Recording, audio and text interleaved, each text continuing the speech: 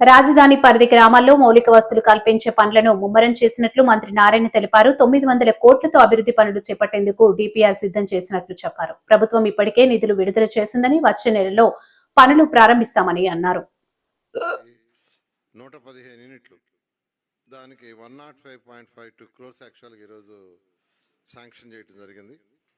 109.52 కోట్లు. తర్వాత నాబార్డ్ ఏదైతే 7,500 కోట్లు శాంక్షన్ చేసి 1,502 క్రోర్స్ రిలీజ్ చేసింది. దాంట్లో ఒక 100 క్రోర్స్ యాక్చువల్గా ఈ యొక్క CRD ADS administrative services and office ఎక్స్పెండిచర్స్కి ఒక 100 క్రోర్స్ యూటిలైజ్ చేసుకునేటట్టుగా పర్మిషన్ ఇవ్వడం జరిగింది. అదేవిధంగా గ్రూప్ ఆఫ్ మినిస్టర్స్ మీట్ అయ్యి ల్యాండ్స్కి సంబంధించి ఈరోజు 3 డెసిషన్లు తీసుకున్నారు. ఒకటి, మినిస్ట్రీ ఆఫ్ ఆయుష్ వాళ్ళు ఒక ఆయుష్కి సంబంధించిన ఒక యూనివర్సిటీని యాక్చువల్గా ఎస్టాబ్లిష్ చేస్తారు. హాస్పిటల్ అది దానికి 23.127 ఎకరాలు శాఖమూరు విలేజ్లో ఇవ్వటం జరిగింది. అది 60 ఇయర్స్కి 1 రూపీ లీజ్ కింద ఇవ్వటం జరిగింది. మినిస్ట్రీ ఆఫ్ ఆయుష్ వాళ్ళు దాదాపు 750 కోట్ల రూపాయలు ఖర్చు పెట్టి అక్కడ ఇండియాలో వన్ ఆఫ్ ది బెస్ట్ చేస్తామని అక్కడ చెప్పడం జరిగింది. దాని మీద ఈరోజు ఆ ల్యాండ్ ఇవ్వటం జరిగింది. అదేవిధంగా సదరన్ గ్లోబల్ హోటల్స్ వాళ్ళకి అంతకుముందు 2 acres ఇచ్చినాం. అదేవిధంగా ఓం సాయి భగవాన్ సాయి వాళ్ళకి హయత్ అసోసియేషన్తో ఒక 4 acres ఇచ్చినాం.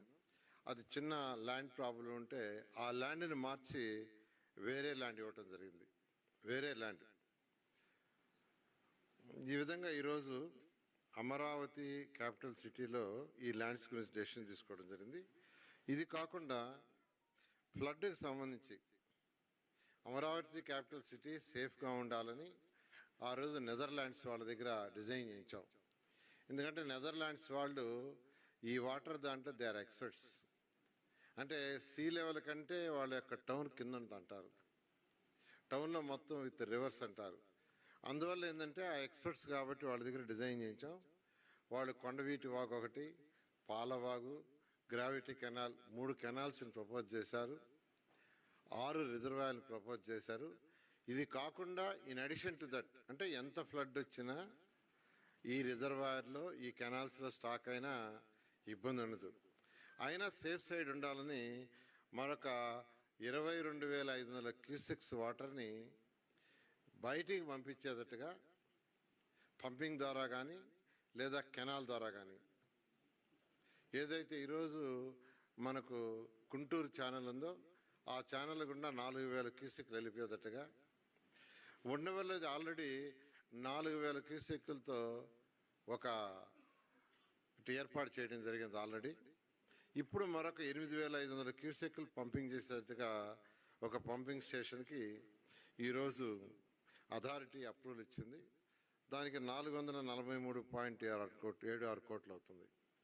ఈ విధంగా అమరావతి క్యాపిటల్ సిటీలో ఎంత రెయిన్ వచ్చినా ఎటువంటి ప్రాబ్లం ఉండకూడదనే ఉద్దేశంతో ఆ రోజు నెదర్లాండ్స్ వాళ్ళు ఇచ్చిన డిజైన్కి ఈరోజు మరొక 8,500 క్యూసెక్లకి ఈరోజు అథారిటీ అప్రూవల్ ఇచ్చింది. అదేవిధంగా ఎల్పిఎస్ జోన్ 8 ఉన్న జోన్స్లో ఎల్పిఎస్ జోన్ 8 ఒకటి పెండింగ్ ఉంది, 11 ఒకటి పెండింగ్ ఉంది. దీన్ని 1,358 కోట్లతో ఆ ఎల్పిఎస్ జోన్ చేసేటట్టుగా, అది కూడా కృష్ణాయపాలెం, వెంకటాయపాలెం, ఉండవల్లి, పెనుబాక ఈ 4 విలేజ్ల్లో ఎక్కువ భాగం కవర్ అవుతుంది ఎల్పిఎస్ జోను. దానికి ఈరోజు అథారిటీ అప్రూవల్ ఇవ్వడం జరిగింది. అదేవిధంగా జరీబు ల్యాండ్స్, నాన్ జరీబు ల్యాండ్స్ ఇష్యూ కొంతమంది రైతులు మాది జరీబుగా కన్సిడర్ చేయండి అంటాం. దానికి సంబంధించి అంతకుముందు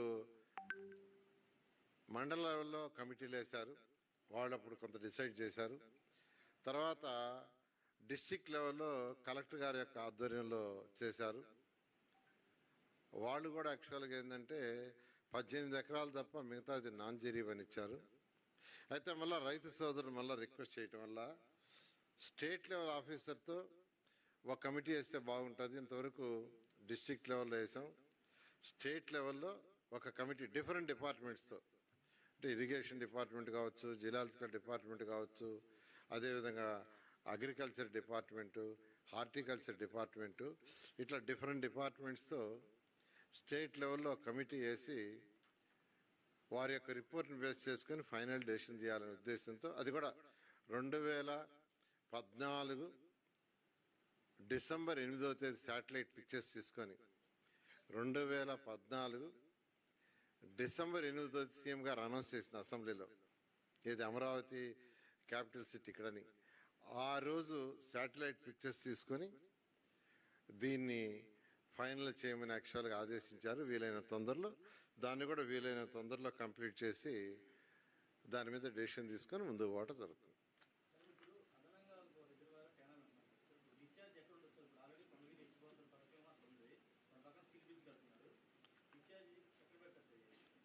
కాదు, ఇప్పుడు యాక్చువల్గా ఏదైతే 8,500 క్యూసెక్లు పంపింగ్ స్టేషన్ పెట్టామో అది రివర్లోకి, కృష్ణా రివర్లోకి పంప్ చేస్తారు. ఇప్పుడు ఆల్రెడీ 4,000 క్యూసెక్లు పంప్ చేస్తుంది కదా, దాని పక్కన ఇంకోటి వస్తుంది.